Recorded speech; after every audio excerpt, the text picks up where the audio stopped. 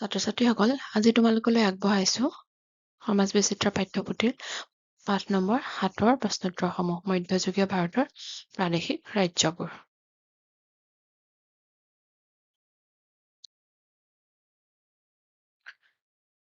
অনুশীলনী ১ৰ প্ৰশ্নোত্তৰসমূহ হৈছে: প্ৰথম প্ৰশ্ন, তলৰ প্ৰশ্নবোৰৰ উত্তৰ দিয়া।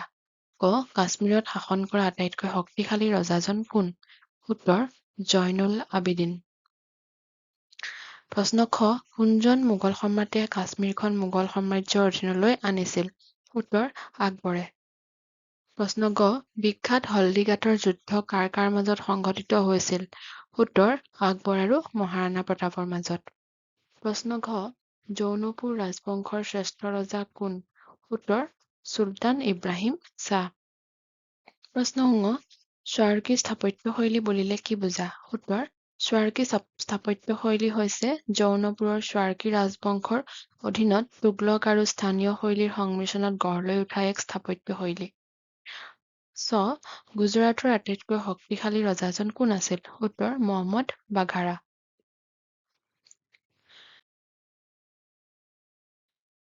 চ.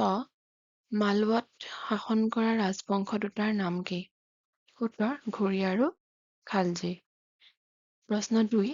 জয়নুল আবেদিনে কাশ্মীৰত কৰা তিনিটা প্ৰজাহিতৈষী কামৰ বিষয়ে উল্লেখ কৰা। উত্তৰ: জয়নুল আবেদিনে কাশ্মীৰত কৰা তিনিটা প্ৰজাহিতৈষী কাম হ'ল: ১. কৃষিৰ বিকাশৰ বাবে তেওঁ পাহাৰীয়া নদীত কেইবাটাও জলসিঞ্চনৰ ব্যৱস্থা কৰিছিল। ২. তেওঁ বিভিন্ন নদীত দলং নিৰ্মাণ কৰিছিল। ৩. নতুন নগৰ স্থাপন কৰাত আগভাগ লৈছিল আৰু অন্যান্য কামো তেওঁ কৰিছিল। আৰু এটা হৈছে কাগজ প্ৰস্তুতিৰ প্ৰশিক্ষণ ল'বলৈ বিদেশলৈ কাৰিকৰ পঠাইছিল। প্ৰশ্ন ৩. গুজৰাট ৰাজ্যখন অৰ্থনৈতিকভাৱে কিয় সবল আছিল? উত্তৰ: গুজৰাট ভাৰতৰ এখন অৰ্থনৈতিকভাৱে সবল ৰাজ্য আছিল কিয়নো উন্নত মানৰ হস্তশিল্প, সুচল সামুদ্ৰিক বন্দৰ আৰু পলসুৱা ভূমিয়ে গুজৰাটক আন ৰাজ্যবোৰতকৈ অৰ্থনৈতিকভাৱে আগবঢ়াত সহায় কৰিছিল। অনুশীলনী ১ৰ প্ৰশ্নোত্তৰ শেষ হৈছে। এতিয়া আমি অনুশীলনী ২লৈ আগবাঢ়িছো। প্ৰশ্ন ১. তলৰ প্ৰশ্নবোৰৰ উত্তৰ দিয়া। ক. বিজয়নগৰ সাম্ৰাজ্য ভাৰতৰ কোন প্ৰান্তত অৱস্থিত? উত্তৰ: ভাৰতৰ দক্ষিণ প্ৰান্তত। প্ৰশ্ন খ. বিজয়নগৰ সাম্ৰাজ্যত শাসন কৰা ৰাজবংশ কেইটা কি কি? উত্তৰ: সংগম, চালুভা, তুলুভা আৰু আৰভিদু ৰাজবংশই বিজয়নগৰত শাসন কৰিছিল। প্ৰশ্ন গ. অমুক্তমাল্যদা কোনে ৰচনা কৰিছিল? উত্তৰ: ৰজা কৃষ্ণদেৱৰায়ে। প্ৰশ্ন ঘ. হাজাৰা ৰামস্বামী মন্দিৰ ক'ত অৱস্থিত? উত্তৰ: কৰ্ণাটকত। প্ৰশ্ন ঙ. গুলবৰ্গা কোনখন ৰাজ্যৰ ৰাজধানী আছিল? উত্তৰ: বাহমনি ৰাজ্য। প্ৰশ্ন ২. কৃষ্ণদেৱৰায়ৰ ৰাজত্বকালত কেনেদৰে বিজয়নগৰ সাম্ৰাজ্য উন্নতিৰ শিখৰত উপনীত হৈছিল?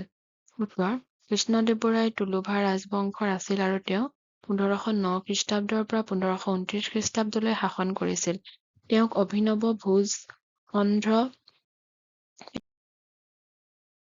পিতামহ আদি নামেৰে নামকৰণ কৰা হৈছিল। প্ৰশাসনিক ক্ষেত্ৰত তেওঁ মন্ত্ৰী বিষয়াসকলৰ স্বেচ্ছাচাৰিতা দমন কৰিছিল। তেওঁ প্ৰধানমন্ত্ৰী তিম্মাৰুচু আৰু উপদেষ্টা তেনালী ৰামকৃষ্ণৰ সহযোগত বিজয়নগৰক সেই সময়ৰ সমৃদ্ধিশালী সাম্ৰাজ্যৰূপে গঢ়ি তুলিছিল। তেওঁৰ নিজৰ শাসনৰ নীতিবোৰ অমুক্তমাল্যদা নামৰ কাব্যত সন্নিৱিষ্ট কৰি থৈ গৈছে। তেওঁ অধিক ৰাজ্য জয় কৰাতকৈ প্ৰজাৰ জীৱনশৈলীৰ বিকাশ আৰু সমস্যা সমাধানৰ ক্ষেত্ৰত অধিক গুৰুত্ব দিছিল। প্ৰজাৰ ওপৰত পূৰ্বতে আৰোপিত কৰৰ বোজা কমাবলৈ তেওঁ কেইবাবিধো কৰ ৰেহাই দিছিল। কৃষিৰ বিকাশৰ বাবে তেওঁ নতুন কৃষিভূমি মুকলি কৰাৰ উদ্যোগ হাতত লৈছিল, লগতে জলসিঞ্চনৰ ব্যৱস্থাও কৰিছিল। প্ৰশ্ন ৩. বাহমনীসকল কাৰ লগত আৰু কিয় সংঘাতত লিপ্ত হৈছিল? উত্তৰ: বাহমনীসকল তুলুভা ৰাজবংশৰ ৰজা কৃষ্ণদেৱৰায়ৰ লগত সংঘাতত লিপ্ত হৈছিল। এই সংঘাতৰ কাৰণ আছিল ৰাজ্যৰ সুৰক্ষা আৰু বাণিজ্যিক স্বাৰ্থ।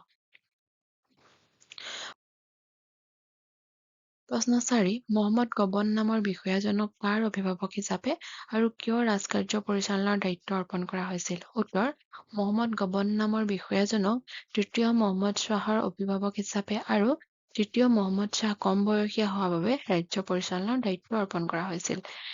অনুশীলনী ২ৰ প্ৰশ্নোত্তৰ শেষ হৈছে। এতিয়া আহিছো অনুশীলনী ৩লৈ।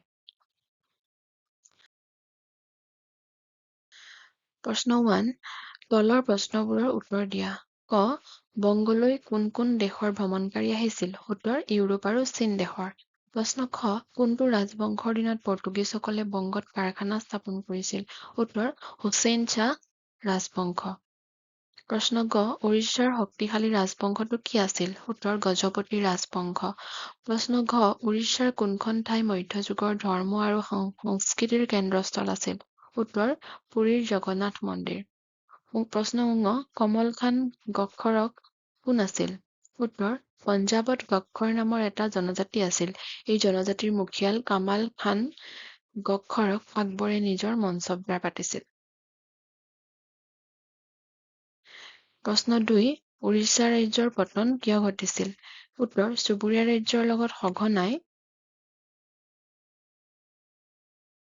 হোৱা যুদ্ধ বিগ্ৰহৰ ফলত উৰিষ্যা ৰাজ্যৰ পতন ঘটিছিল। প্ৰশ্ন 3, জাট আৰু গাদ্দীসকল কোন আছিল? তেওঁলোকে কিয় এঠাইৰ পৰা আন এঠাইলৈ ঘূৰি ফুৰিছিল? উত্তৰ জাট আৰু গদ্দীসকল হৈছে ভাৰতৰ মৰুভূমি অঞ্চলৰ অঘৰী জাতি। পশুৰ খাদ্য সন্ধানত তেওঁলোক এঠাইৰ পৰা আন এঠাইলৈ ঘূৰি ফুৰিছিল। প্ৰশ্ন 4, মধ্যযুগত ভাৰতত বাস কৰা অঘৰী জাতিকেইটাৰ নাম লিখা। তেওঁলোকৰ প্ৰধান জীৱিকা কি আছিল?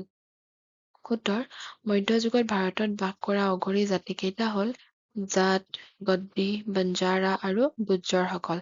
তেওঁলোকৰ প্ৰধান জীৱিকা আছিল চিকাৰ আৰু পশুপালন। অনুশীলনী 3 প্ৰশ্নোত্তৰ ইমানতে শেষ হৈছে।